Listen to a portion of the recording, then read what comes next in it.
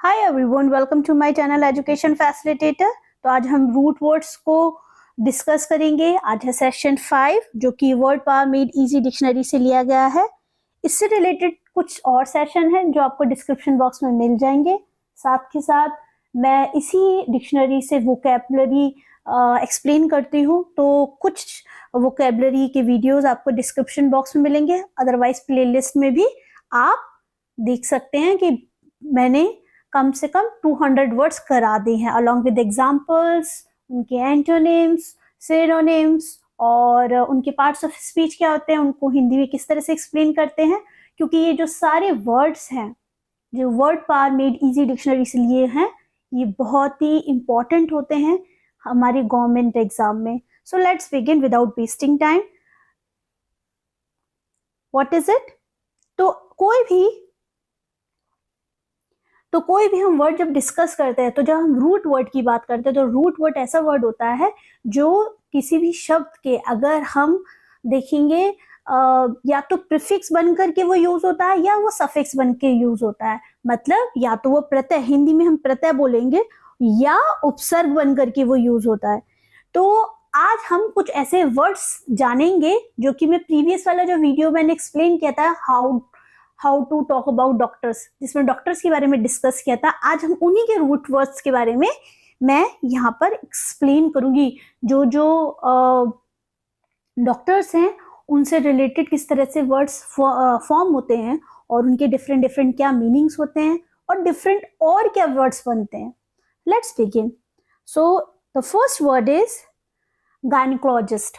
तो ये वर्ड किस वर्ड से बना है? तो ये ग्रीक वर्ड से बना है जिसका नाम मतलब होता है गायन।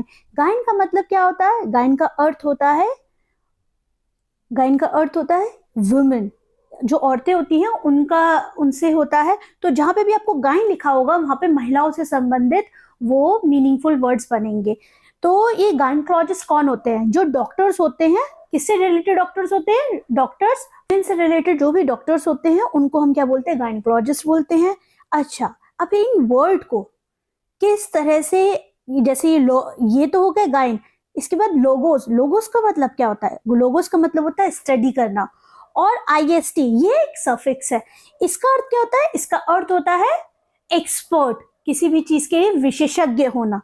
तो हम जब इन तीनों जो यहाँ पे वर्ड्स लिखे हुए हैं इनकम्प्लीट वर्ड्स हैं, अगर हम इन तीनों को मिला करके बनाएंगे, जैसे गाइन, लोगोस और IST, इन तीनों को मिलाएंगे तो वुमेन स्टडी एक्सपर्ट। तो जो वुमेन स्टडी एक्सपर्ट होते हैं वो क्या होंगे? उनको हम क्या बोलेंगे? उनको हम बोलेंगे गायनेकोलॉजिस्ट। आई होप आपको समझ में आ रहा होगा। मैंने बहुत सिंपली आसान तरीके से इसको डिवाइड करके, और इसका कहाँ से ओरिजिन हुआ? ग्रीक वर्ड से हुआ है जो कि गायन से हुआ है। लोगोस और IST इनके अलग अलग मीनिंग, और इससे क्या बना? हमारा गायनेकोलॉजिस्ट वर्ड बना। इसके साथ नेक्स्ट वर्ड हम देखते हैं। देखिए, तो वो तो था हमारा गायनेकोलॉजिस्ट। यहाँ पे गायन का मतलब महिला से और लॉजी का मतलब स्टडी से। तो अब हम लोग एक और नया वर्ड बनाएंगे। वो जो गायनेकोलॉजिस्ट था वो तो एक स्पेशलिस्ट है, एक विशेषज्ञ था, जिसको हम नाउन बोलेंगे। यहाँ पे ये क्या है? गायनेकोलॉजी। गायनेकोलॉजी क्या होती है? ये एक साइंस होती है of women. Gynaecology is the science of women, जो कि स्त्री रोग के अध्ययन करने के लिए जो विज्ञान होता है उसको हम क्या बोलेंगे? गायनेकोलॉजी बोलेंगे। अच्छा, फिर गायनेकोलॉजिकल क्या होगा? गायनेकोलॉजिकल ये एक एडजेक्टिव है जिसका अर्थ होता है जो भी विमेन से रिलेटेड कोई भी रोग होते हैं उससे संबंधित जो भी समस्या होती है उसमें विशेषण का काम क्या करते हैं? गायनेकोलॉजिकल वर्ड करता है, तो इसको हम गायनेकोलॉजिकल बोलेंगे। ठीक है, तो अभी हमने क्या सीखा? गायन से और लोगोस से क्या सीखा? गायनेकोलॉजिस्ट वर्ड सीखा। इसके साथ साथ हमने गायनेकोलॉजी जिसका अर्थ होता है स्त्री रोग का अध्ययन करना, और उसके साथ साथ एडजेक्टिव में देखा गायनेकोलॉजिकल, जिसका अर्थ क्या होता है? स्त्री रोग संबंधी। Next is obstetrician. What is it? Obstetrician. अब देखिए, कोई डिफिकल्ट वर्ड होता है तो हम उसको किस तरह से पढ़ते हैं या प्रोनाउंस करते हैं? हम उसको सिलेबल्स में कर लेते हैं। सिलेबल का मतलब किस तरह से होता है? ऑब्स्टेट्रिशियन। तो ये क्या है? इसका अर्थ होता है कि जब डिलीवरी होती है उस समय जो भी फीमेल या जो भी लोग होते हैं जो डिलीवरी जब हो रही होती है उनकी मदद करते हैं, स्पेशलाइजेस इन डिलीवरिंग बेबीज, ऐसा विशेषज्ञ जो डिलीवरी कराने में मदद करता हो। गायनिकोलॉजिस्ट जो भी फीमेल की प्रॉब्लम्स होती है उनसे डील करते हैं, पर ऑब्स्टेट्रिशियन क्या होते हैं, डिलीवरी कराने में मदद करते हैं। अच्छा, हम इनको किस तरह से, इनका क्या रूट वर्ड है, ये एक लैटिन वर्ड से आया है जिसको क्या बोलेंगे, ऑब्स्टेट्रिक्स। ऑब्स्टेट्रिक्स बोलेंगे, इसका अर्थ क्या होता है, मिडवाइफ। क्या बोलेंगे, इसका अर्थ है इंग्लिश में क्या बोलते हैं, मिडवाइफ। एडजेक्टिव में क्या बोलेंगे, ऑब्स्टेट्रिक और ऑब्स्टेट्रिकल, ये इसके विशेषण हैं, ऑब्स्टेट्रिक और ऑब्स्टेट्रिकल। और इसका सफिक्स क्या है, सफिक्स का मतलब जो बाद में लगता है, वो एक फ्रेंच वर्ड है, वो है ICIEN, ईशियन। इसका मतलब क्या होता है, मतलब ऑब्स्ट्रिक्स, ईशियन। ईशियन का मतलब क्या होता है, जो एक्सपर्ट होते हैं ना उनको बोलते हैं, मतलब ICI, ये इसका अर्थ है इंग्लिश में क्या बोलेंगे हम, इसको हम एक्सपर्ट बोलेंगे। अच्छा, तो इसका मीनिंग क्या होगा, इसको हम बोलेंगे दाई, जो जनने वाली होती है ना, जो भी प्रेग्नेंट लेडी की मदद करती है ड्यूरिंग द प्रेगनेंसी प्रोसीजर, वो होती है ऑब्स्टेट्रिशियन, उनको हम दाई बोलते हैं। अच्छा, अब हमने यहाँ से कौन सा ऐसा एक वर्ड है जिससे हम और भी वर्ड सीखेंगे, कौन सा रूट वर्ड हमें यहाँ पे मिला, तो ये जो फ्रेंच वर्ड मिला है ना, ईशियन, जो एक्सपर्ट है, उससे हम कुछ और नए वर्ड सीखते हैं, जैसे फिजिशियन। फिजिशियन कौन लोग होते हैं, एक्सपर्ट ऑफ मेडिसिन, जो चिकित्सक होते हैं ना, मेडिसिन से रिलेटेड होते हैं, मतलब जो सर्जरी नहीं करते हैं, मेडिसिन लिख के देते हैं। अगर हम बीमार होते हैं तो हम डॉक्टर के पास जाते हैं, तो सर्जरी नहीं कर रहे हैं, तो उनको हम फिजिशियन बोलेंगे। म्यूजिशियन, एक्सपर्ट ऑफ म्यूजिक, जो संगीतकार होते हैं, उनको बोलेंगे मैजिशियन, एक्सपर्ट ऑफ मैजिक, जिसको जादू की कला आती है, उसको हम बोलेंगे जादूगर। इलेक्ट्रिशियन, एक्सपर्ट ऑफ इलेक्ट्रिसिटी, जो कि बिजली मिस्त्री होते हैं, जिनको बहुत अच्छे से इलेक्ट्रिसिटी का, जो हमारे घर में इलेक्ट्रिसिटी का काम करते हैं, तो वो भी अंडरस्टूड कि एक ईशियन वर्ड से हमने 4-5 और अलग मीनिंग सीखे ऑब्स्टेट्रिशियन के अलावा भी, म्यूजिशियन, फिजिशियन, मैजिशियन, इलेक्ट्रिशियन। तो दैट इज वाई जो रूट वर्ड्स होते हैं, अगर हम एक वर्ड सीख लेते हैं, उससे हम कई दूसरे वर्ड्स भी बना सकते हैं। हमें रूट वर्ड का मीनिंग आना चाहिए उसकी सहायता से। पीडियाट्रिशियन क्या होते हैं, बच्चों के डॉक्टर्स को हम क्या बोलते हैं, पीडियाट्रिशियन बोलते हैं। ये ग्रीक वर्ड से आया है। ग्रीक वर्ड से क्या आया, पीडियाट्रिशियन आया। अब वो किस तरह से आया है, रूट वर्ड्स के थ्रू हम सीखते हैं। ये है पेडोस, पेडोस का मतलब क्या होता है, चाइल्ड, बच्चे से है। आइटीरिया, आइटीरिया का मतलब क्या होता है, मेडिकल हीलिंग से है। और ईशियन, ईशियन का मतलब क्या होता है, एक्सपर्ट के होने से है ना, एक्सपर्ट मतलब कोई भी विशेषज्ञ। तो अब हम इससे ही कुछ और नए वर्ड सीखते हैं, जैसे पीडियाट्रिशियन कौन होते हैं, बाल रोग चिकित्सक है। The medical healing of a child, जो मेडिकल हीलिंग जिससे प्रोवाइड होती है बच्चों को। ओके, एडजेक्टिव में क्या बोलेंगे इसको, पीडियाट्रिक। पीडियाट्रिक एडजेक्टिव है, पीडियाट्रिक किसी भी नाउन का विशेषता बताता है। Okay, next word is pedagogy.